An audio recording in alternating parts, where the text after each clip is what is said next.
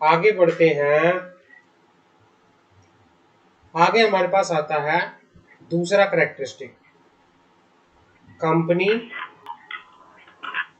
As an artificial person. Company has an artificial person. Company क्या है? एक artificial person है जिसको क्रिएट किसके द्वारा किया गया है? लॉ के द्वारा क्रिएट किया गया है। कंपनी क्या है? Company has an artificial person. Company has an artificial person.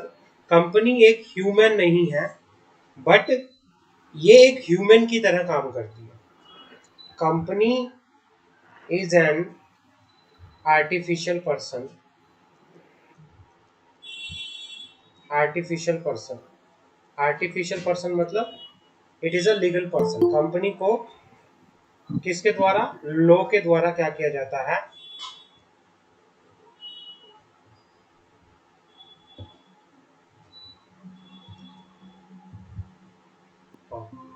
जो कंपनी है, कंपनी क्या है? कंपनी एक आर्टिफिशियल पर्सन है। कंपनी को लॉ के द्वारा क्रिएट किया जाता है। कंपनी ह्यूमन नहीं है, लेकिन काम सारे एक ह्यूमन जैसे करती है। कंपनी की अपना क्या होता है? एक आइडेंटिटी होती है।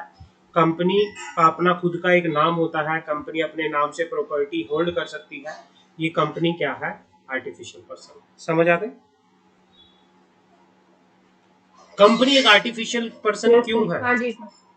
कंपनी एक आर्टिफिशियल पर्सन क्यों है? क्योंकि कंपनी जो है इनविजिबल है, कंपनी दिखाई नहीं देती, इंटेंजिबल है, कंपनी को हम छू नहीं सकते। सिर्फ in the eyes of law, contemplation of law मतलब existence, existing only in the eyes of law.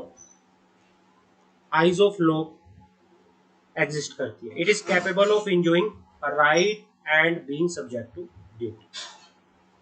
तो ये है जो कंपनीज एक्ट के अंदर कंपनी को राइट्स मिले हुए हैं, जो ड्यूटी मिली हुई है, कंपनी उन्हें ही क्या करती है? एंजॉय करती है। तो तभी कंपनी को बोला जाता है, कंपनी को क्रिएट किया जाता है लॉ के द्वारा। और कंपनी एक आर्टिफिशियल पर्सन है, क्योंकि कंपनी के ना तो हम देख सकते, it is invisible and it is intangible. Clear है यहाँ तक? कोई doubt? No two. Case law आता है। केस लॉ बड़े ध्यान से सुनना, मोस्ट इंपोर्टेंट केस लॉ है। केस लॉ का नाम है Union Bank of India. Union Bank of India versus Khader international, versus Khader international construction and other.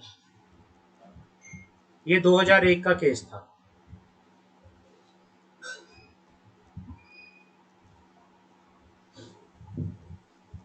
दो हजार एक का केस था। ये क्या केस था, इसके बारे में बात करते हैं। क्वेश्चन अराइज हुआ कोर्ट के आगे, in union Bank of India का और खादर इंटरनेशनल का केस चल रहा था कोर्ट में। और कोर्ट के सामने एक क्वेश्चन अराइज हुआ। In this case question which arise before the court was whether a company is entitled to sue as an indigent. Indigent का मतलब होता है पुअर, पुअर पर्सन। कि भाई क्या है कि क्या कंपनी एक पुअर का मतलब यहाँ पे बेचारा है, बेचारा, एक बेचारे पर्सन की तरह क्या कंपनी केस फाइल कर सकती है क्या? Union Bank versus Khadir international का केस था। As per the order number 33 rule 1 of the civil procedure code 1901, इसको रेफर करो, रेफर JIGL, ये JIGL में पढ़ोगे आप, सिविल प्रोसीजर कोड JIGL में पढ़ोगे भाई। As per the civil procedure code कि क्या एक कंपनी एक पुअर, एक बेचारे पर्सन की तरह, बेचारे बंदे की तरह क्या केस फाइल कर सकती है या नहीं कर सकती? कोर्ट के सामने ये क्वेश्चन पूछा गया।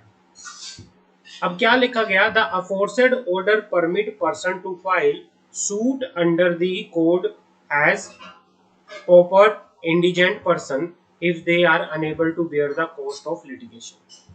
ये कहना चाह रहा है कि भाई एक बेचारे ऐसा है जिसके पास भाई कोस्ट, जिसको केस फाइल करने की कोस्ट भी नहीं है, कि क्या, तो मतलब जो हमारा सिविल प्रोसीजर कोड है वो ये कहता है कि वो हर एक पर्सन को अलाउ करता है कि जिस पर्सन के पास पैसे पे करने के लिए, लिटिगेशन के लिए पैसे नहीं है, तो वो भी क्या कर सकता है, केस फाइल कर सकता है। Appellant in this case objected to the contention of the company which had sought permission to sue as indigent person। जो ये कंपनी थी, क्या नाम था इसका, खादर इंटरनेशनल कंस्ट्रक्शन, इसके पास पैसे नहीं थे और ये किस कैपेसिटी में केस फाइल करना चाहती थी, ये एज अ इंडिजेंट, एक गरीब की तरह, एक बेचारे की तरह केस फाइल करना चाहती थी कि मेरे पास पैसे नहीं है, मैं एक बहुत बेचारा हूं, मेरा केस को फाइल किया जाए, मेरी सुनवाई की जाए कोर्ट में।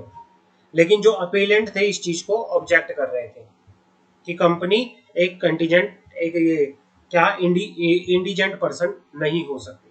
The point of contention was the appellate being a public limited company was not a person. इसने बोला कि एक पब्लिक लिमिटेड कंपनी पर्सन नहीं है within the purview of order 33 rule 1 of the code and the person refer to only a natural person not other juristic person. Appellant क्या कह रहे थे, अपीलेंट ये कह रहे थे कि भाई जो सिविल प्रोसीजर कोड में पर्सन बोला गया है, पर्सन का मतलब वहां पर नेचुरल पर्सन से है, आर्टिफिशियल पर्सन से नहीं है।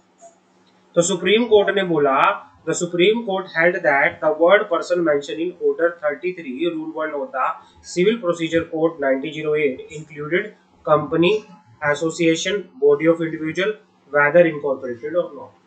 मतलब जो order number 33 rule 1 of the civil procedure code के अंदर जो पर्सन की डेफिनेशन आती है, वहां पर अगर पुअर पर्सन की डेफिनेशन आ रही है, तो पुअर पर्सन की डेफिनेशन में एक नेचुरल पर्सन, एक कंपनी, एक एसोसिएशन ऑफ पर्सन और एक बॉडी ऑफ इंडिविजुअल, चाहे वो इनकॉर्पोरेट हुआ है या नहीं हुआ, वो भी इंक्लूड होकर यहाँ पर चलेंगे। The court observed that the word person has to be given its meaning in the context in which it was used and being a benevolent provision, it was to be given as an extended meaning. Thus, a company may also file suit as a indigent person. Company एक indigent person की तरह भी, क्योंकि company एक क्या है, artificial person है। Company law की नजरों में एक आर्टिफिशियल पर्सन है, एक लीगल पर्सन है। कंपनी जिस तरह से एक नेचुरल पर्सन काम कर सकता है, कंपनी भी वैसे काम कर सकती है। कंपनी अपने नाम से केस फाइल कर सकती है। और यहाँ पर अगर code of civil procedure code के अंदर अगर ये लिखा है कि कोई बेचारा पर्सन भी केस फाइल कर सकता है, तो उस बेचारे पर्सन के अंदर एक नेचुरल पर्सन, एक कंपनी, सब काउंट होकर यहाँ पर चलेगा। ये सुप्रीम कोर्ट ने बोला था। तो एक कंपनी भी एज एन इंडिजेंट पर्सन, एक बेचारे पर्सन की तरह, एक बेचारे आदमी की तरह क्या कर सकती है, केस फाइल करके यहाँ पर चल सकती है। ये केस था union Bank of India versus Khadir international. समझ आ गई? क्लियर है? कोई डाउट? आगे बढ़ सकते हैं हम। हाँ। सिमरन क्लियर है? ओके, आगे बढ़ते हैं। अब हमारे पास आता है तीसरा feature, perpetual secession. Perpetual secession का मीनिंग होता है कि भाई जो कंपनी की लाइफ है, कंपनी की लाइफ वो उसके मेंबर के ऊपर, मेंबर की लाइफ के ऊपर डिपेंड नहीं होती। जो कंपनी की लाइफ है no depends upon the life of the member, members की लाइफ के ऊपर डिपेंड नहीं करती। जो कंपनी की लाइफ है वो उसके मेंबर्स की लाइफ के ऊपर डिपेंड नहीं करती। Perpetual succession means that the membership of company may change from time to time. मान लो कंपनी बनाई, सिमरन थी, मंशा थी, कंपनी बनाई यहाँ पे, ये दो शेयर होल्डर थे। मान लो मंशा छोड़ के चली गई, मंशा की जगह कोई और आ गया, स्वेच्छा आ गई। भाई मेंबर तो आते जाते रहते हैं। आज सिमरन मेंबर है तो कल कोई और हो सकता है, आज मंशा है तो कल कोई और हो सकता है। मेंबर्स की डेथ भी होती है, लेकिन ऐसा नहीं है। रिलायंस जो है वो धीरू भाई अंबानी जी ने बनाई थी। रिलायंस जो बनाई थी वो धीरू भाई अंबानी ने बनाई थी, बट धीरू भाई अंबानी तो चले गए, लेकिन रिलायंस आज भी एग्जिस्ट करती है। तो परपेचुअल सक्सेशन का मतलब होता है कि मेंबर आए मेंबर जाए, बट कंपनी की जो कॉन्टिन्यूटी है वो अफेक्ट नहीं होती। समझ रही? एक इनकॉर्पोरेट कंपनी जब तक वो वाउंड अप ना हो जाए तब तक एक इनकॉर्पोरेटेड कंपनी की क्या नहीं होती, डेथ नहीं होती। कंपनी एक सेपरेट लीगल पर्सन है। मेंबर की डेथ, मेंबर की इंसॉल्वेंसी, मेंबर की रिटायरमेंट या डायरेक्टर की डेथ, डायरेक्टर की इंसॉल्वेंसी, वो कंपनी को अफेक्ट नहीं करती। कंपनी की लाइफ का उससे कोई लेना देना नहीं है। कंपनी की लाइफ सेम रहती है, मेंबर आए मेंबर जाए, डायरेक्टर आए डायरेक्टर जाए, कंपनी चलती रहती है। समझ आ गई? क्लियर है? परपेचुअल सक्सेशन क्लियर हो गया? जी सर, यस हाँ। सर। अब आगे चलते हैं, इसका केस लो क्या बोलता था। अब केस लो इसमें क्या बोलता था इसकी बात करते हैं।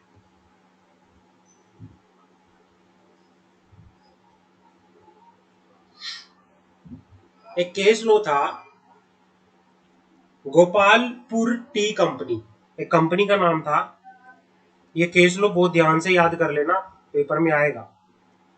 Gopalpur tea company versus Peshok tea company and others, ये केस लो था। Gopalpur tea company versus Peshok tea company and others, ये केस था। इसमें क्या बोला गया था? ये कहना चाह रहा था कि पूरी की पूरी company, the whole company was taken over by an act which purportedly seized the right to take action against the company. The court held that neither the company was extinguished nor was anyone's right to take action against it. Therefore, until and unless company is liquidated legally, company will have perpetual succession and its existence will not affect by the financial status and life of the shareholder.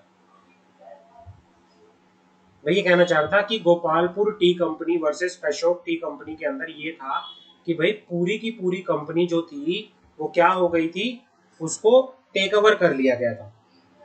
एक company को control कर लिया गया था। Gopalpur tea company को पेशोक tea company ने क्या कर लिया गया था, कंट्रोल कर लिया था पूरा, जिसकी वजह से वो उससे कोई भी एक्शन लेने नहीं दे रही थी।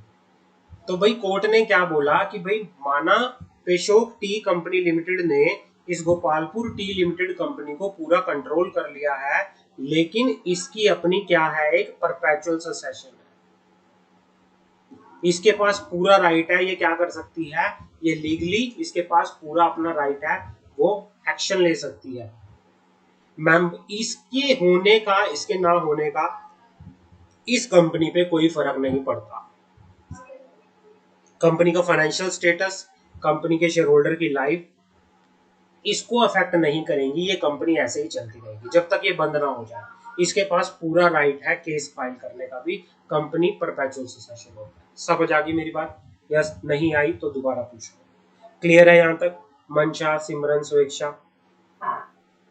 सर जी क्लियर है सर, हाँ। प्रॉपरली क्लियर नहीं हुआ सर मुझे। सर और जो गोपालपुर टी कंपनी, इसको टेक ओवर किसने किया था? गोपाल एक तो थी, देखो, गोपालपुर टी कंपनी और पेशोक टी कंपनी। हाँ जी। भाई जो कंपनी थी ना, ये गोपालपुर टी कंपनी, यस। इसको पूरा टेक ओवर कर लिया गया था कंपनीज एक्ट के अंदर। किसके द्वारा? पेशोक टी कंपनी लिमिटेड के द्वारा।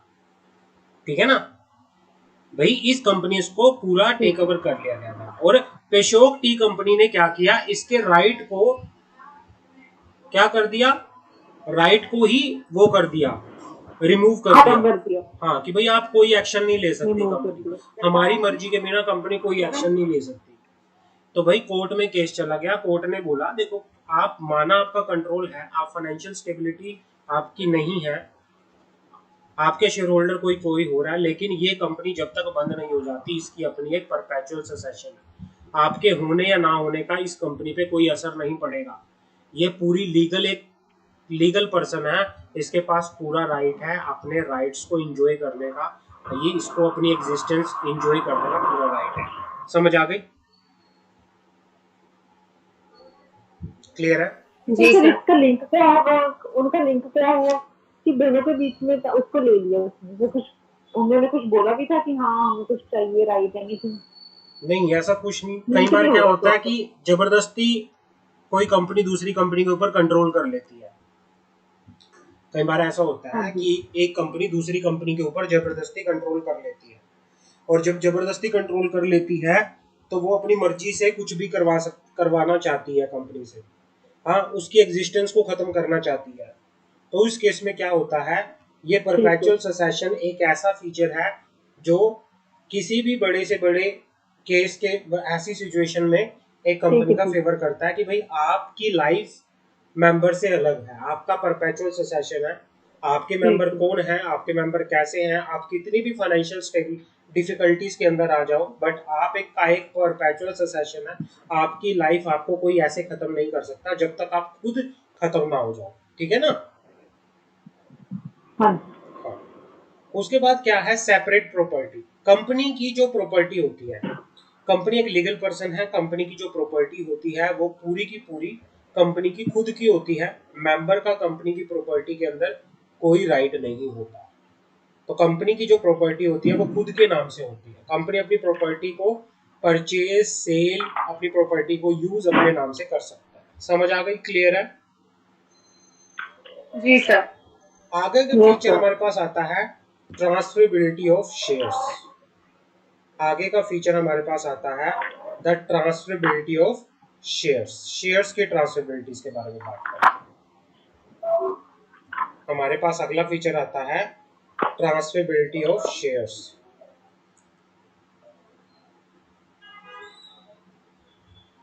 हाँ, ये कहना चाह रहा है कि जो कैपिटल होती है, मैंने आपको पहले भी बताया था, कंपनी की जो कैपिटल होती है वो किस में डिवाइड होती है? शेयर्स के अंदर डिवाइड होती है।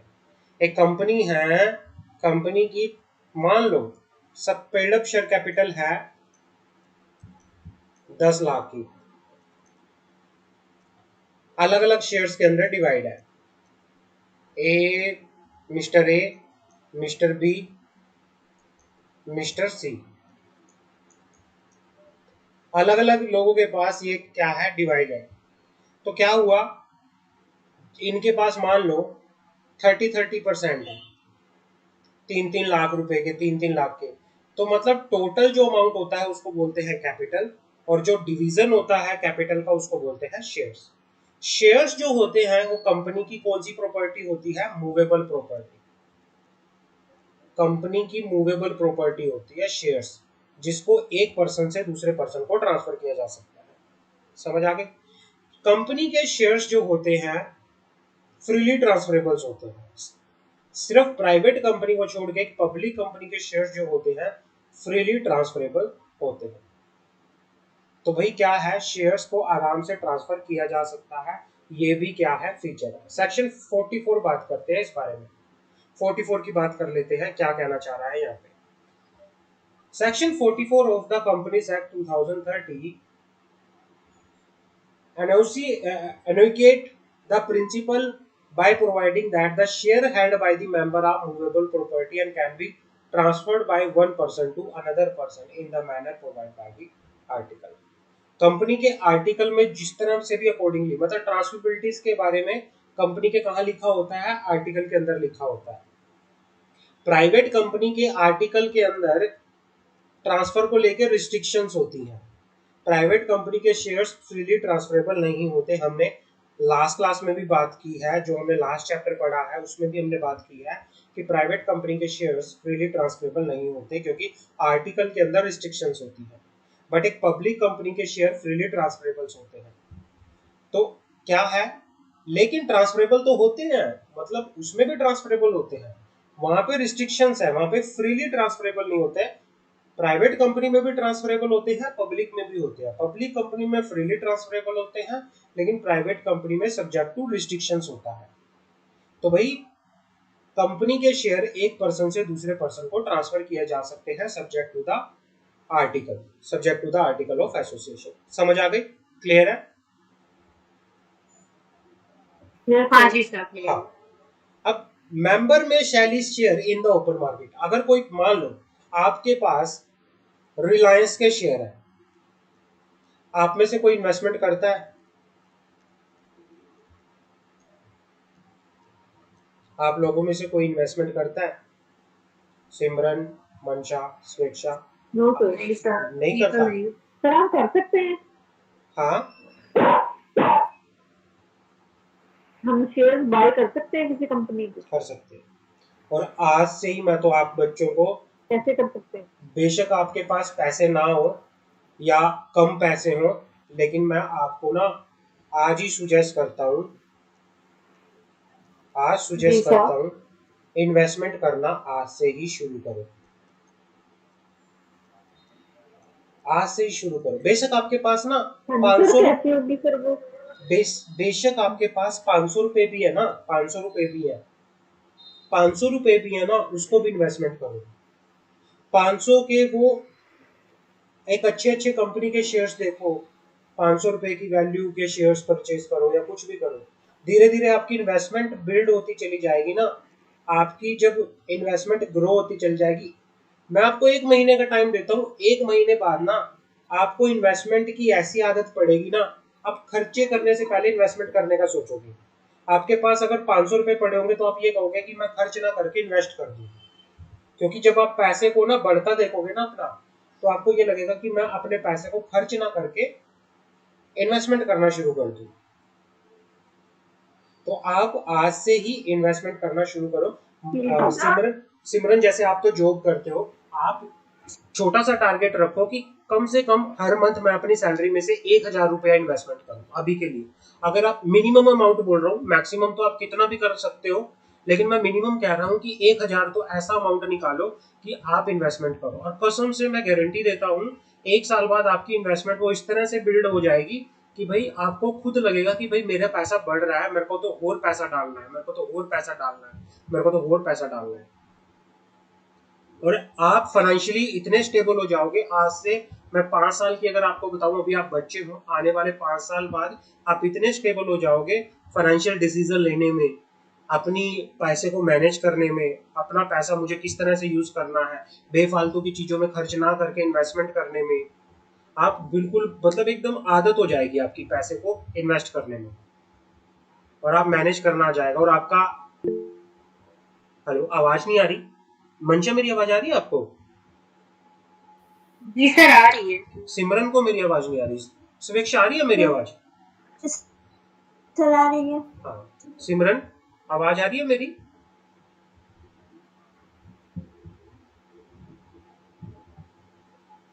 सिमरन, आपकी साइड शायद नेटवर्क इशू है, मुझे आपकी आवाज नहीं आ रही। अब आ रही है सर। अब आ रही है, ठीक है। तो मैं आपको यही कह रहा हूँ कि भाई इन्वेस्टमेंट करना शुरू करो। शेयर्स मैं बताऊंगा एक, अगर आपको इन्वेस्टमेंट स्टार्ट करनी है, आज ही अपने मोबाइल में ग्रो ऐप डाउनलोड कर लो। ग्रो ऐप, बेशक बेशक इन्वेस्टमेंट ही ना, अभी पता है क्या, R&D पर्पज से अपने मोबाइल में ग्रो ऐप डाउनलोड करो। वहां पे हर एक शेयर्स का, जैसे रिलायंस, टाटा, बड़ी बड़ी कंपनी, अच्छी अच्छी कंपनियां देखो, और वहां पे अपना वो करो। और उसके बाद आपके पास पैसा है तो इन्वेस्टमेंट कर दो पैसे की। आप देखोगे आपका पैसा, जब आप लगेगा ना कि मेरा पैसा ग्रो हो रहा है, मेरे को प्रॉफिट हो रहा है। शेयर्स में नहीं करना चाहते कि आपको ये डर है कि सर कहीं पैसा नुकसान ना हो जाए, म्यूचुअल फंड में करो। आप वहां पे म्यूचुअल फंड में भी कर सकते हो इन्वेस्टमेंट। बट ये है कि आप अगर आज से डालोगे ना, अभी आपको अगर आज से हैबिट हो गई ना, जब तक आप वो 5 साल तक जाओगे ना, आपके पास एक अच्छी खासी अमाउंट होगा आपके पास, आपके लिए कुछ करने का, खुद के लिए कुछ करने का एक अच्छा खासा क्या होगा, अमाउंट होगा आपके पास कि भाई मुझे अपने लिए कुछ करना है, तो आपको सोचना ना पड़े 5 साल बाद। तो अभी से उसकी हैबिट डालना अभी से शुरू करो। ठीक है सर, हाँ, ट्राई करेंगे। 500 रुपए भी है आपके पास, अगर लगा कि भाई अभी मेरे पास 500 रुपए है और मेरे को अभी जरूरत नहीं है, इन्वेस्ट कर दो और भूल जाओ, फिर उसको भूल जाओ, फिर इन्वेस्ट करके उसको ये ना सोचो कि मैं निकाल लूं, नहीं, उसको रहने दो लंबे टाइम तक, वो डेफिनेटली ग्रो होगा आपका पैसा। ठीक है ना? जी सर। हाँ, चलो अब क्या है, मेंबर अपने शेयर ओपन मार्केट में भी बेच सकता है। ओपन मार्केट मतलब कि स्टॉक एक्सचेंज पे, जैसे बीएससी एनएससी पे आप अपने शेयर्स को बेच सकते हो। तो आपको इलेक्ट्रॉनिक फॉर्म, आजकल तो सारा डिपॉजिटरी सिस्टम होता है, फिजिकली कुछ भी नहीं होता आजकल, सारा डिजिटली होता है। आपको अगर इन्वेस्टमेंट करनी है, ग्रो ऐप पे जाओ,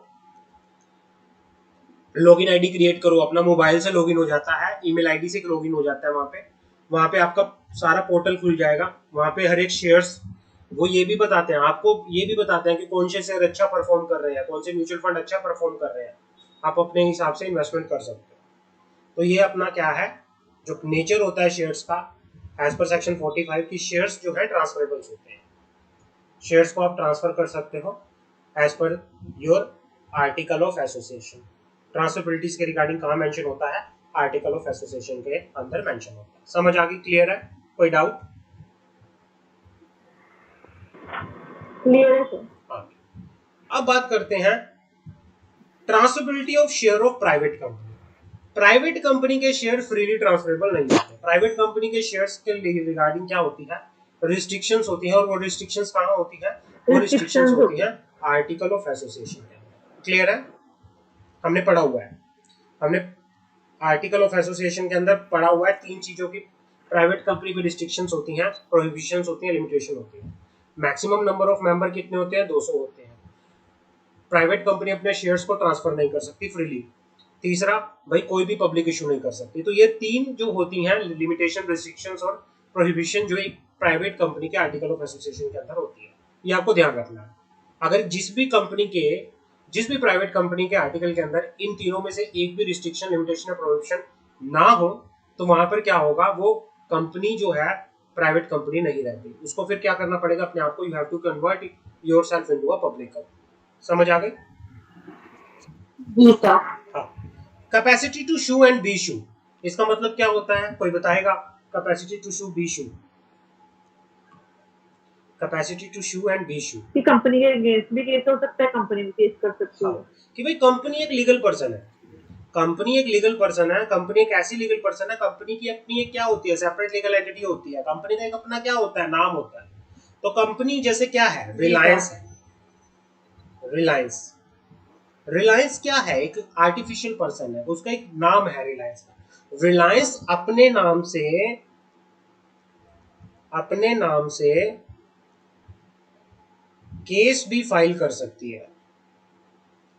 कई बार आपने देखा होगा कि रिलायंस के अंगेंस्ट केस फाइल हो गया, रिलायंस ने किसी के अंगेंस्ट केस फाइल कर दिया, या किसी भी कंपनी के अंगेंस्ट केस फाइल हो गया, अडानी के अंगेंस्ट केस फाइल हो गया। तो ये क्या होता है, ये भी एक कंपनी का फीचर है कि कंपनी कोई भी लीगल प्रोसीडिंग्स इनिशिएट कर सकती है अपने नाम से। ये कंपनी के खिलाफ कोई भी पर्सन क्या कर सकता है, केस फाइल कर सकता है, इशू कर सकता है कंपनी के नाम से। क्लियर है, capacity to issue and be issue. Clear है, यहाँ तक फीचर समझ आ गया ये वाला? जी सर, क्लियर है। हाँ, लिमिटेड हाँ जी liability. Sir. Limited liability company की क्या होती है, लिमिटेड लाइबिलिटी होती है। The privileges of limited liability for person for the business that is one of the principal advantage of doing business under the corporate form और organisation. लोग क्यों बनाते हैं कंपनी? क्योंकि कंपनी के अंदर लिमिटेड लाइबिलिटी होती है। जैसे सोल प्रोप्राइटरशिप की अगर मैं बात करूं, पार्टनरशिप की अगर मैं बात करूं, वहां पर पार्टनर्स की, सोल प्रोप्राइटर्स की जो लाइबिलिटी होती है ना, वो अनलिमिटेड होती है। हर एक चीज के लिए वो क्या होते हैं, हर एक डेट के लिए वो पर्सनली लाइबल होते हैं, इसलिए वहां पे वो सिक्योर नहीं होते। लेकिन यहाँ पे क्या होता है, मेंबर्स की जो लाइबिलिटी होती है वो लिमिटेड होती है डेट्स के लिए, क्योंकि कंपनी की अपनी एक खुद की पर्सनल लीगल पर्सनैलिटी होती है। तो खुद के डेट के लिए कंपनी खुद ही लाइबल होती है, मेंबर्स पर्सनली लाइबल नहीं होते। कुछ सिचुएशंस को छोड़ दिया जाए तो मेंबर्स पर्सनली लाइबल नहीं होते। तो यही एक तरह से फीचर होता है कंपनी का, ये मैंने पढ़ाया हुआ है पहले भी आपको, इट्स ऑल अबाउट द। तो यहाँ पर मोटा मोटी जैसे corporate separate legal entity, perpetual succession, उसके बाद capacity to issue and be issue in its own name, उसके बाद क्या होता है, ट्रांसफरेबिलिटी ऑफ शेयर्स होती है, लिमिटेड लायबिलिटी होती है। ये सारे कंपनी के क्या होते हैं, फीचर्स होते हैं, फीचर्स होते हैं, कैरेक्टर्स होते हैं। समझ आ गई? एक कंपनी के डिसएडवांटेजेस क्या है? हाँ जी सर। हाँ, एक कंपनी के डिसएडवांटेजेस क्या है? What is the disadvantages of a company? भाई कंपनी को बनाने के लिए अगर मैं दूसरी बिजनेस एंटिटी जैसे एक सोल प्रोप्राइटरशिप की बात करूं, पार्टनरशिप की बात करूं, एलएलपी की बात करूं, उसकी कंपैरेटिवली कंपनी को बनाने के लिए काफी सारी फॉर्मेलिटी करनी पड़ती है। कंपनी को बनाने के लिए जो खर्चा आता है as compare to other business entity, वो क्या आता है? ज्यादा आता है। तो ये एक डिसएडवांटेज है, फॉर्मेलिटी। जैसे मैंने कल आपसे इनकॉर्पोरेशन की बात की, आपको पता चल गया कितने सारे डॉक्यूमेंट हैं और आपको लगा कि सर काफी याद करना पड़ेगा क्योंकि ये तो बहुत कुछ चेकलिस्ट दे रखी हाँ जी सर। है ना। तो कंपनी को जी बनाने के सर। लिए काफी सारी डॉक्यूमेंटेशन करनी पड़ती है, कंपनी के लिए बहुत बड़ी फॉर्मेलिटी को पूरा करना पड़ता है। स्पाइस प्लस के वो दो फॉर्म है, पार्ट 1 पार्ट बी, ए और बी। ए में पहले नाम, उसमें भी डॉक्यूमेंट लगेंगे, बी में फिर एक लंबी लिस्ट है पूरी अलग अलग चीज के लिए, अलग अलग रजिस्ट्रेशन कराने के लिए। तो आपको उन डॉक्यूमेंट्स को भी प्रिपेयर करना है, काफी तरह के डॉक्यूमेंट है, 15-20 तरह के डॉक्यूमेंट है। तो इसीलिए क्या है, फॉर्मेलिटी लगती है, खर्चा लगता है। भाई दूसरा क्या होता है, क्योंकि कंपनी को एमसीए के अंदर, मिनिस्ट्री ऑफ कॉर्पोरेट अफेयर के अंदर हर एक चीज का क्या देना पड़ता है, आरओसी में डिस्क्लोजर देना पड़ता है, जिसकी वजह से उनकी सारी इंफॉर्मेशन कहाँ रहती है, एमसीए की वेबसाइट पे रहती है, जिसकी वजह से क्या होता है, प्राइवेसी लॉस होता है। कंपनी जो भी फॉर्म फाइल करती है, वो आप किसी भी कंपनी का डॉक्यूमेंट वहां से निकाल सकते हो, एमसीए की वेबसाइट से जी निकाल सकते सर। हो। तो यहाँ पे क्या होता है, प्राइवेसी लॉस होता है। तीसरा क्या होता है, डाइवर्सिफाई कंट्रोल। डाइवर्सिफाई कंट्रोल का मतलब क्या होता है, कोई बताएगा इसके बारे में? डाइवर्सिफाई ठीक है, कंट्रोल कंट्रोल डिवाइडेड होता है सभी में। किस तरह से, कोई बताएगा? समीक्षा बताओगे? कि डाइवर्सिफाई कंट्रोल है कंट्रोल जो सभी में डिवाइडेड होगा।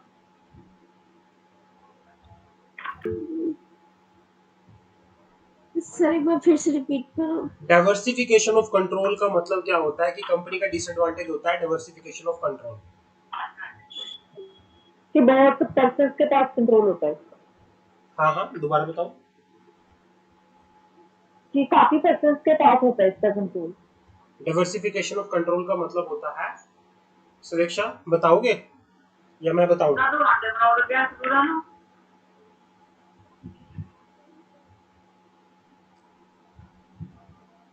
डाइवर्सिफिकेशन ऑफ कंट्रोल या डिवीजन ऑफ कंट्रोल।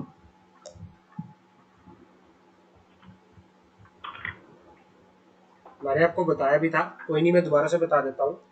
भाई डाइवर्सिफिकेशन ऑफ कंट्रोल का मतलब होता है, मान लो सिमरन ने अपनी कंपनी में पैसा लगाया, सिमरन कंपनी की क्या बन गई? Sir share holder. Share holder. मैं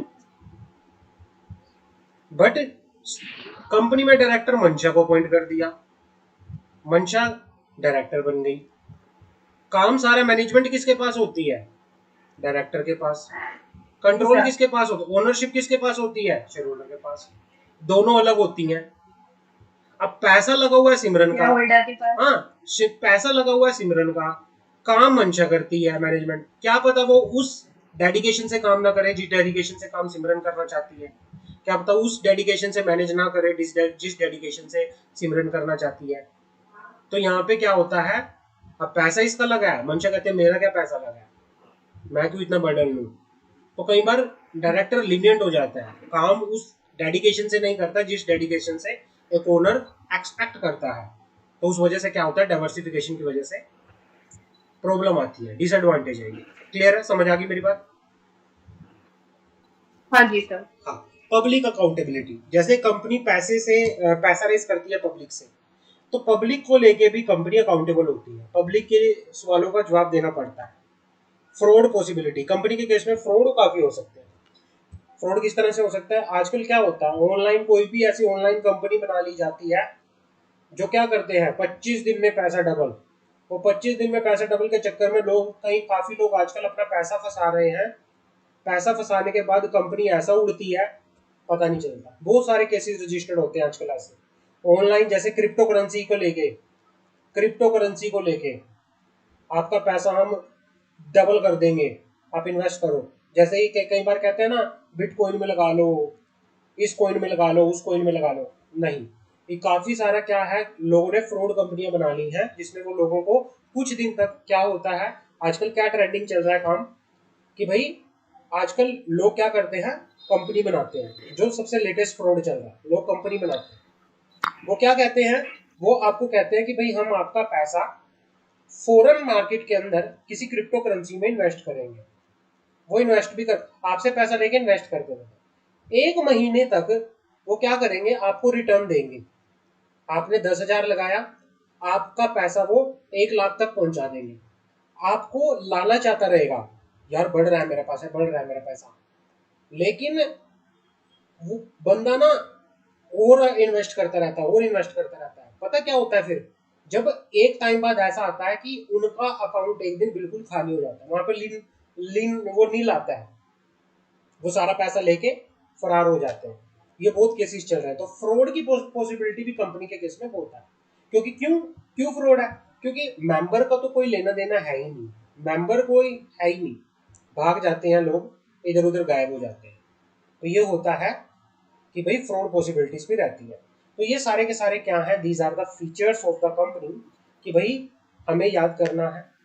सोलेमन सोलेमन का केस, ली फार्मिंग का केस, भाई यूनियन बैंक का केस, ये 3 केस बहुत इंपॉर्टेंट है, आपको बहुत ध्यान से पढ़ने हैं।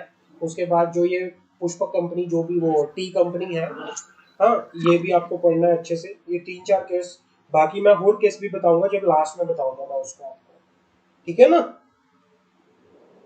पर जो जी सर। आपने दूसरे फीचर्स करवाए हैं ना, सीयू सीयू सूट एंड हाँ अदर ट्रांसबिलिटी ऑफ शेयर्स, इनके जो केसेस हैं वो जरूरी नहीं है? नहीं, वो इतने रेलेवेंसी नहीं है उनकी। मैं आपको जब लास्ट में ना एक चैप्टर करवाऊंगा केस स्टडीज का हमें स्पेशली। मतलब एग्जाम में अगर हम आ सकते हैं इसके? आ सकता है, आपसे वैसे पूछ सकते हैं फीचर्स के रिगार्डिंग, आपको बताना पड़ेगा कि भाई कंपनी का ये फीचर्स है। लेकिन एक केस स्टडी का ना मैं आपको एक तो केस लास्ट में, हमें पढ़ने पड़ेंगे केस? कुछ कह रहे हो सिमरन। फिर इनके केस हम पढ़ लें एक बार? हाँ फिर इनके जो आपने केस नहीं करवाए ना अदर फीचर्स के, वो हम एक बार पढ़ लें? हाँ, एक बार पढ़ लो आप, कोई वो वाली बात नहीं है। बट मैं ऐसा नहीं है कि मैं इनको नहीं कराऊंगा, मैं ना एक लास्ट में जब हमारा हो जाएगा ये कंपनी लो, लास्ट में एक चैप्टर करवाऊंगा केस स्टडी, उसमें मैं आपको सारे केस स्टडी करवाऊंगा। हाँ जी। ठीक है, ठीक है चलें सर। अभी करें, आगे पढ़े। जी सर। ठीक है, तो यहाँ पे हमारा जी जो सर ये बढ़िया सर। मैंने, एक है तो क्वेश्चन था यहाँ पर गिवन है कि company is not a citizen. जब कंपनी एक मेरे तो सर जब एक कंपनी आर्टिफिशियल पर्सन है, वो अपना एक सेपरेट लीगल एंटिटी रखती है, तो फिर वो एक सिटीजन क्यों नहीं हो सकती? क्या नहीं हो सकती, मैं समझा नहीं। आपकी वॉइस मुझे आजकल ना क्लियर नहीं आती, पता नहीं क्या बात हुई बड़ी है। हाँ दोबारा बात करो। सर अब हेलो आ हाँ जी, रही हाँ है जी, सर अभी? हाँ बोलिए। सर मैं ये कह रही हूँ, इसके ना गिवन है company is not a citizen. तो जब एक कंपनी आर्टिफिशियल पर्सन है, सेपरेट लीगल एंटिटी है उसकी, वो केस फाइल कर सकती है, मतलब एक पूरी तरीके से एक वो नेचुरल पर्सन का पूरा काम कर रही है, तो वो एक सिटीजन क्यों नहीं हो सकती? देखो सिटीजनशिप राइट किसको मिलता है, सिटीजनशिप राइट उसको मिलता है जिसके पास राइट टू वोट होता है बेसिकली। और राइट टू वोट सिर्फ किसको मिलता है, एक नेचुरल पर्सन को। इसीलिए कंपनी सिटीजनशिप में नहीं आ सकती, company is not a citizen. Citizen कौन होता है, we have as per our in constitution, हमारे कॉन्स्टिट्यूशन के हिसाब से जिसके पास क्या है, वोटिंग करने का राइट है, जिसके पास वोटर आईडी है, वो भारत का क्या है, सिटीजन है, वो भारत का सिटीजन। नागरिक है। बेसिकली ये रहता है फंडा। और वोट सिर्फ एक नेचुरल पर्सन ही कर सकता है। समझ आ गई। हाँ जी सर। हाँ, तो इस वजह से वो सिटीजन नहीं है। अदरवाइज वो काम सारे कर लेता है एक सिटीजन की तरह। तो वो सारे रहता है फंडा। यहाँ क्लियर है, यहाँ तक कोई डाउट यहाँ तक किसी तरह का? हाँ जी सर। हाँ। नहीं सर। मैं इस चैप्टर का देखो आपको ना फटाफट भगा भगा के पढ़ाऊंगा। इस चैप्टर को हमने ऑलरेडी करा हुआ है, तो इसमें हमें ज्यादा कोई फंडा लेने की जरूरत नहीं है। टाइप्स ऑफ कंपनी पढ़ा हुआ है। जी सर पढ़ा है। सेटिंग अप ऑफ बिजनेस में पढ़ा है ना, कॉर्पोरेट एंटिटी वाला चैप्टर, जी sir. Setting up of business. Yes sir. हाँ, तो वही है types of company. Types of company अगर मैं उसके बेसिस पे बात करूं, इनकॉर्पोरेट रजिस्ट्रेशन के बेसिस पे बात करूं, तो कंपनी कितने तरह की है? Statutory company, registered company, unregistered company. Statutory company कौन सी कंपनी होती है बताओगे? सर जो बनती है एक स्पेशल एक्ट के अंदर पार्लियामेंट के द्वारा, वो स्टैट्यूटरी कंपनी वो कंपनी होती है जो special act of corporate parliament में बनती है, like insurance company, like railway, electricity generation company. तो इस तरह से क्या होता है, बैंकिंग कंपनी, ये सारी स्टैट्यूटरी कंपनी होती है। रजिस्टर्ड कंपनी वो कंपनी होती है जो कंपनीज एक्ट 2013 या किसी पुराने कंपनीज एक्ट के अंदर रजिस्टर्ड होती है। वो कौन सी कंपनी होती है? वो रजिस्टर्ड कंपनी होती है। अनरजिस्टर्ड कंपनी कौन सी कंपनी है कि भाई जो अनरजिस्टर्ड कंपनी वो कंपनी है जो, हाँ, जो कंपनीज एक्ट के अंदर अभी रजिस्टर्ड नहीं है, उसको अनरजिस्टर्ड कंपनी बोलते हैं। क्लियर है? समझ आ गई मेरी बात? जी सर। अब इंडिया के अंदर दो तरह की, सबसे पुराना कंपनी हाँ क्या कह रहे हो? पुराना जो मैं टीवीएस, पुराना सबसे पुराना कंपनी एक्ट कौन सा है? 1956 2013 है। Companies act 1950। Companies act 1956। अच्छा, तो सर उससे पहले क्या होता था? उससे पहले 1956 से पहले 1930 हुआ करता था। उससे भी पहले 1918 में हुआ करता था। ठीक है ना? जी सर। अब हमारे इंडिया में बेसिकली दो तरह की कंपनी बनती है, प्राइवेट कंपनी, पब्लिक कंपनी। पता है प्राइवेट कंपनी क्या होता है? जी प्राइवेट कंपनी का पता है? प्राइवेट कंपनी जिसमें कम से कम, पब्लिक कंपनी क्या होती है? जिसमें कम से कम 7 लोग चाहिए। पब्लिक कंपनी बनाने के लिए कम से कम 7 लोग चाहिए। प्राइवेट कंपनी बनाने के लिए कम से कम 2 लोग चाहिए। 1 पर्सन कंपनी बनाने के लिए 1 मेंबर की जरूरत होती है। ठीक है ना? तो वो क्या होता है? वो प्राइवेट पब्लिक कंपनी होती है। समझ रहे हो मेरी बात? या हमने पढ़ा हुआ है ना ये सेटिंग अप ऑफ बिजनेस में, already we have discuss everything there, है ना? स्वेच्छा, सिमरन, मंशा, हाँ सर पढ़ा हुआ है। तो हम टाइम वेस्ट नहीं करेंगे, हमने पूरा पढ़ा हुआ है, तो हम फटाफट इसको एक बार निहार लेते हैं। कोई अलग से कुछ मिला तो अच्छे से डिस्कस कर लेंगे, अदरवाइज टाइम वेस्ट करने की जरूरत नहीं है। हमने पढ़ा है लायबिलिटी के बेसिस पे रजिस्ट्रेशन कितने तरह का होता है? Limited by share, limited by share, limited by guarantee, unlimited company. पता है? ठीक है ना? क्लासिफिकेशन ऑफ कंपनी, जी सर मालूम है। कंपनी का क्लासिफिकेशन, इनकॉर्पोरेशन के बेसिस पे 2 तरह की कंपनी होती है, registered company, statutory company. Membership के बेसिस पे 3 तरह की कंपनी होती है, public company, private company, 1 person company. Object के बेसिस पे 1% कंपनी। हाँ, ऑब्जेक्ट के बेसिस पे 3 तरह की कंपनी होती है, सेक्शन 8 कंपनी, सेक्शन 8 कंपनी, निधि कंपनी, प्रोड्यूसर कंपनी। लायबिलिटी के बेसिस पे 3 तरह की कंपनी होती हैं, limited by shares, unlimited limited by guarantee, unlimited company. Control के बेसिस पे 3 तरह की कंपनी होती है, unlimited company, government company, holding company, holding subsidiary company. एक एसोसिएट कंपनी भी डाल लो इसके अंदर। क्लियर है? नेशनैलिटी के बेसिस पे 2 तरह की कंपनी होती है, डोमेस्टिक मतलब इंडियन कंपनी और फॉरेन कंपनी। समझ आ गई? इनमें से कोई भी ऐसी कंपनी जो आपने ना पढ़ी होगी, सर ये तो मेरे लिए नई कंपनी है, मैंने तो इसको पढ़ा ही नहीं। सभी पढ़ी हुई है सर। सारी पढ़ी है। रजिस्टर कंपनी पता है? रजिस्टर कंपनी, जी सर पता है। स्टैट्यूटरी कंपनी पता है? जी सर स्पेशल एक्ट के द्वारा पार्लियामेंट के अंदर जो बनती है। कंपनी लिमिटेड बाय शेयर पता है? जी सर मालूम है। कंपनी लिमिटेड बाय गारंटी पता है? अनलिमिटेड कंपनी पता है? सेम है, कॉर्पोरेट एंटिटी का चैप्टर पूरा same, section 8 company, government company, holding company, subsidiary company, पूरा सेम, कुछ भी डिफरेंस नहीं है। एसोसिएट कंपनी क्या होती है? डोरमेंट कंपनी का पता है? डोरमेंट कंपनी, हाँ जी sir. Small company. Simran, Simran आवाज आ रही है मेरी? आवाज कट रही है। अभी आ रही है? अभी आ रही है क्लियर? हाँ, सिमरन आवाज आ रही है? कुछ भी ऐसा कि सर हाँ मुझे सर, ये पॉइंट समझना है, मैंने पहले नहीं पढ़ा, कोई भी ऐसा डाउट? नहीं सभी आ रहे हैं। हाँ, क्योंकि एक चीज जो हम पढ़ चुके हैं, हम टाइम वेस्ट नहीं करेंगे। हम ऐसा नहीं कि दोबारा से लगाएं टाइम, हम टाइम वेस्ट ही करेंगे उसको लेके, तो ऐसा कुछ नहीं है। जो चीज हमने कर लिया है तो उसको हम एक तरह से, आपको भी पता है, मैंने आपको बड़े अच्छे से समझाया है, समीक्षा ने भी पढ़ा हुआ है, मंशा आपने भी पढ़ लिया, ऐसा नहीं है कि आपने भी फर्स्ट टाइम पढ़ रहे हो। कॉर्पोरेट एंटिटी में हमने सेटिंग अप में पूरा पढ़ा है, चैप्टर नंबर जी 2 सर, के पढ़ अंदर, लिया। है ना। हाँ जी हाँ, जी सर। आगे बढ़ते हैं।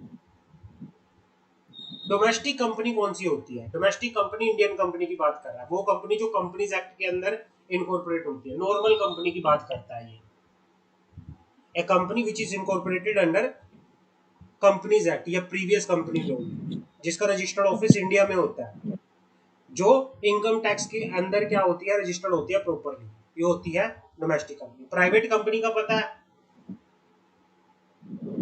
Yes sir. कोई भी कहीं पे जी भी सर, डाउट, मालूम है। कोई कहीं पे भी डाउट ये लगे कि सर बकवास मार रहे हो, दोबारा से पढ़ाओ, बोल देना। हाँ जी सर। चलो, जी सर, ठीक है।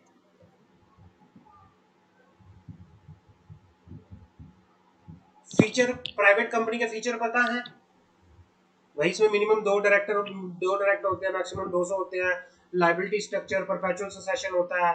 हाँ, इंडेक्स ऑफ, भाई यहाँ पर मैक्सिमम कितने मेंबर होने चाहिए? 200 मेंबर होने चाहिए। नंबर ऑफ डायरेक्टर कितने होने चाहिए? 2 होने चाहिए। हाँ पेड अप जी। कैपिटल की जरूरत नहीं होती।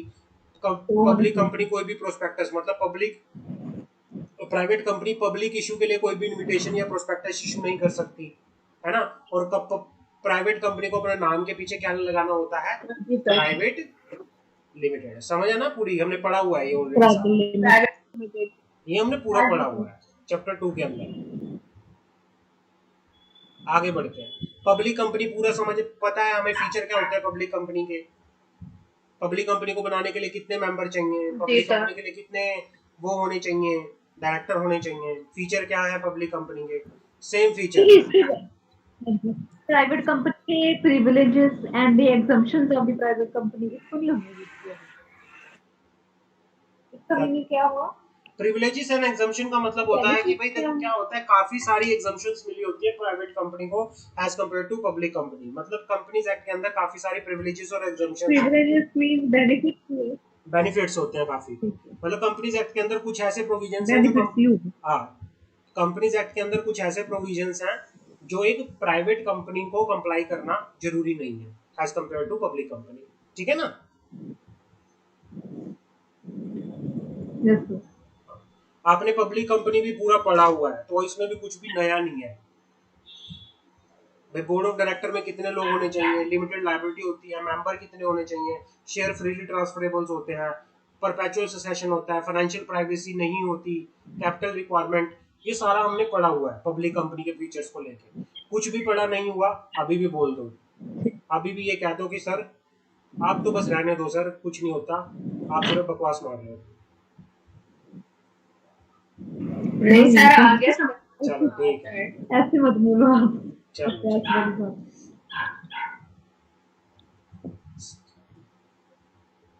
सुरक्षा कह दो यार, सर मजा नहीं आ रहा यार, छोड़ो आप।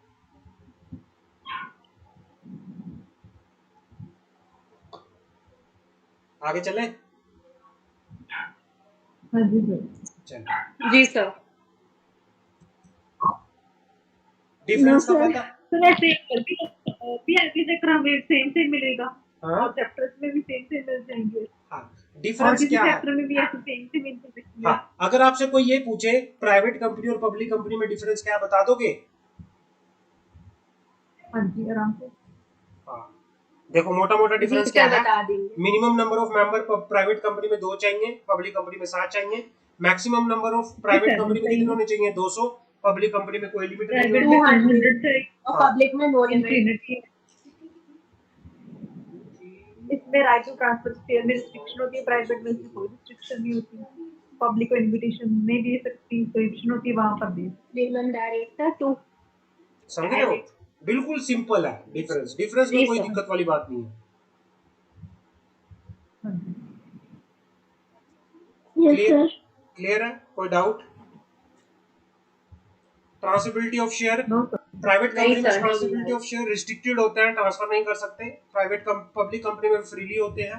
प्रोस्पेक्टस Public में इशू नहीं कर कोई सकती प्राइवेट restriction नहीं कंपनी, होती, पब्लिक कंपनी कंपलसरी होता है प्रोस्पेक्टस इशू करना। public कर सकती है। नंबर ऑफ डायरेक्टर कितने होते हैं मिनिमम हाँ, प्राइवेट कंपनी के अंदर 2 और पब्लिक कंपनी के अंदर 3। तो कोरम की जरूरत जनरल मीटिंग जी में, सर। भाई जनरल मीटिंग करने के लिए प्राइवेट कंपनी में मिनिमम 2 मेंबर चाहिए और प्राइवेट कंपनी के अंदर ये नंबर ऑफ मेंबर।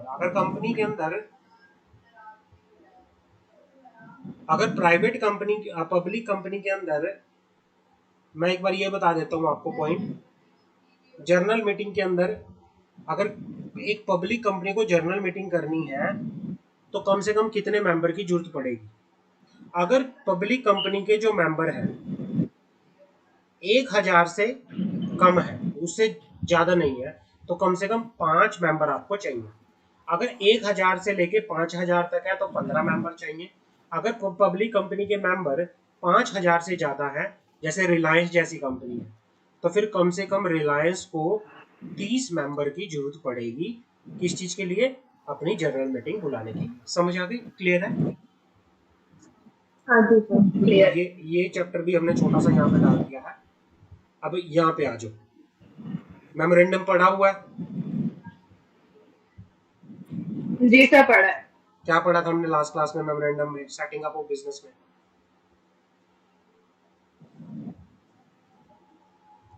मेमोरेंडम पढ़ो, क्या पढ़ा था हमने? जो ऑब्जेक्टिव फाइंड करता है मेमोरेंडम में। हाँ, मेमोरेंडम जो हमने लास्ट क्लास में पढ़ा था कि memorandum means memorandum of association of the company which define the object of the company beyond which the action of the company cannot go be, और कुछ भी अगर कंपनी अपने मेमोरेंडम से बाहर जाके करती है तो वो क्या कहलाता है? अल्ट्रा वाइज होता अल्ट्रा है। वाइज कहलाता है। लास्ट क्लास में पढ़ा था ना हमने लास्ट क्लास में जी सर, पढ़ा। इनकॉर्पोरेशन वाली में। अल्ट्रावायलेट। सेम टू सेम वही है, सेम टू सेम वही है, कुछ भी अलग नहीं है। यहाँ से पढ़ लो। चैप्टर कौन सा स्टार्ट हो गया? मेमोरेंडम 5 स्टार्ट हो गया। हाँ, छोटे छोटे चैप्टरों में मैंने डिवाइड किया हुआ है ना पोर्शन। बुक में नहीं ना, चैप्टर 3 गिवन है। हाँ, सर बुक में तो अभी इसके बाद स्मॉल कंपनी है, स्मॉल कंपनी हमने की नहीं है। वो भी आएगा, वो भी मैं बताऊंगा। स्मॉल कंपनी है बुक में, उसके बाद होल्डिंग कंपनी की टाइप्स हैं, आएगा उसके आएगा बेनिफिट्स हैं जो कि हमने नहीं किए। वो भी मैं बताऊंगा। जी कंपनी डिटेल में कंपनीज एक्ट का ना, गवर्नमेंट कंपनी। आप कंपनी लो का ये पीडीएफ रेफर करना प्रॉपरली। ये वॉल्यूम 1 है, इसके अंदर आपको ना शेयर कैपिटल तक के चैप्टर पूरे मिलेंगे। ये वॉल्यूम 1 है। जब ये वॉल्यूम 1 खत्म हो जाएगी फिर मैं आपको वॉल्यूम 2 दूंगा, बिल्कुल सिंप्लीफाइड है। ठीक है ना? स्वेच्छा मैं आपको कल दे दूंगा, ठीक है? वॉल्यूम 2।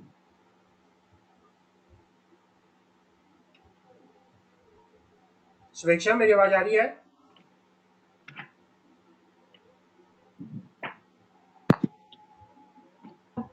Yes sir. हाँ, मैं आपको ना कल दे दूंगा। आज वाली वीडियो देख ली थी आपने सुबह?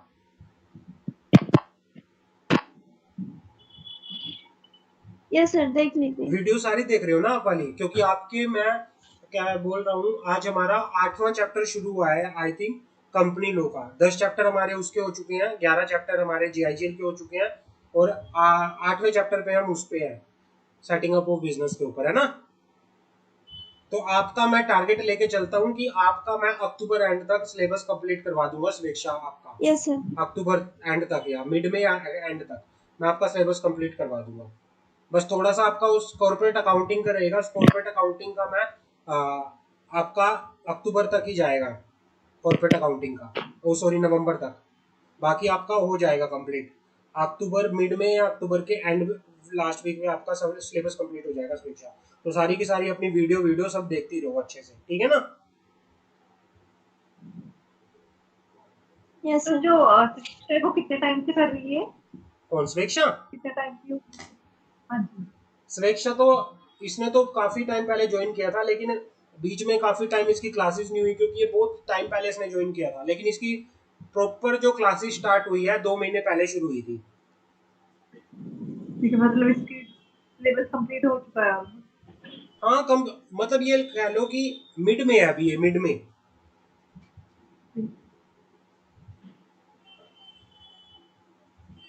वही 4 महीने का कोर्स है।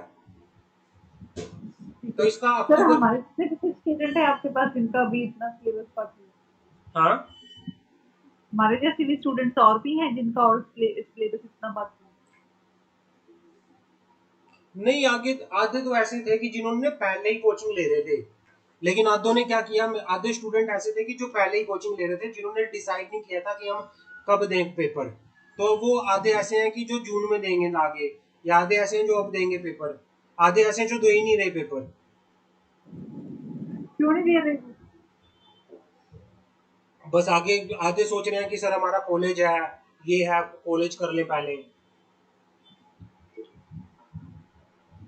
आधों के ना पेपर क्लैश हो रहे हैं। पर ये है कि मोस्टली ये है कि और आधे ऐसे भी हैं जो भी क्लासेस शुरू करेंगे, क्योंकि सीएसईटी का रिजल्ट आया था ना अभी। सीएसईटी का रिजल्ट अभी हाँ जी सर। इसी महीने आया है। अभी 13-14 तारीख को आया था, 14-15, जब भी पिछले 3-4 दिन पहले, लास्ट वीक में। अभी वो क्लासेस शुरू करेंगे और वो भी पेपर देंगे दिसंबर में, उनका भी तो है। They are planning to start the class and planning to give the group 1 in the queries आती हैं डेली सर क्लासेस के उनका लिए। कंप्लीट आया, हाँ, तो उनका कंप्लीट हो गया था इतनी जल्दी, क्योंकि उनका भी टाइम बहुत कंप्लीट कम होगा, बचा है। उनका भी कंप्लीट होगा। 4 महीने कम नहीं होते यार, अगर डेडिकेटली कोई पढ़े। हाँ, 4 महीने कम नहीं होते अगर डेडिकेशन के साथ कोई अच्छे जी से सर। पढ़े, तो 4 महीने कम नहीं होते। आपका सिलेबस भागेगा जस्ट बिकॉज ऑफ दैट कि भाई हाँ, आप इन्वॉल्व हो क्लासेस के अंदर। अगर आप बच्चे खुद इन्वॉल्व होंगे ना क्लासेस के अंदर, तो देर नहीं लगती सिलेबस कंप्लीट होने में, भागेगा सिलेबस हाँ भी, जी। जी सर। है ना। तो कोई दिक्कत वाली बात नहीं है। चलो, बाकी मैं इसको ना कल भगाऊंगा। सर इस इस क्लास में सब दिसंबर में एग्जाम है। क्या कह रही हो सुवेक्षा? सर इस क्लास में सब दिसंबर में एग्जाम देंगे। दिसंबर में सिमरन भी दिसंबर में है, मंशा भी दिसंबर में है। Yes sir. हाँ, दिसंबर में एग्जाम देंगे सब।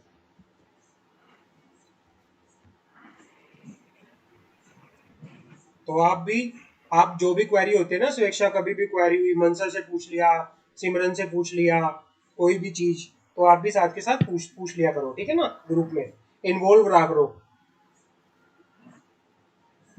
Yes sir. हाँ, एनीवे इसको चलो फिर मैं कल भगाऊंगा इस चैप्टर को। हम कल ना, मैं ना आपको इस चैप्टर में के अंदर कम से कम 15 मिनट रखूंगा। 15 मिनट से ऊपर मैं इसमें लेके भी नहीं जाऊंगा आपको, क्योंकि हमने ऑलरेडी सारा पढ़ लिया है सेटिंग अप वो बिजनेस के अंदर।